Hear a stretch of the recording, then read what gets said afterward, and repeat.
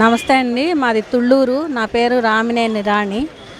నాకు 37 సెంట్లు భూమి ఉంటే నేను రాజధాని కోసం ఇచ్చానండి. పిల్లల భవిష్యత్తు, ఆంధ్ర రాష్ట్రం భవిష్యత్తు కోసం నేను కూడా భాగస్వామ్యం అవ్వాలని ఇచ్చేసాము. ఇప్పటివరకు కౌళ్ళు కూడా వేయలేదు ఈ ప్రభుత్వంలో ఎన్నో ఒడిదుడుకులు. ఆయన వచ్చి రాగానే 3 రాజధానులను మొదలుపెట్టాడు.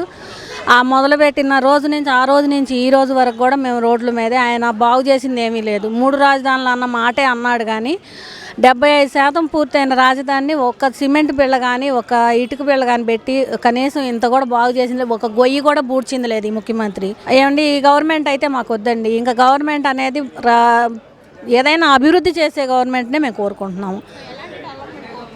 రాజధాని ముఖ్యంగా డెవలప్ కావాలి. రాజధాని కావాలి. ఆంధ్రప్రదేశ్కి అనాథ బిడ్డలాగా ఉంది ఆంధ్రప్రదేశ్ అనేది. తల్లిదండ్రులు లేని బిడ్డ అనాథగా రోడ్డు మీద ఎలా ఉంటాడో అలా ఉంది ఇప్పుడు రాజధానిని పూర్తిగా డెవలప్మెంట్ చేసి పూర్తి చేసే నాయకుడిని మేము కోరుకుంటున్నాము. నంబర్ 1 అండి పెమ్మసాని చంద్రశేఖర్ గారు. కష్టాల్లోంచి పైకి వచ్చిన ఆయన.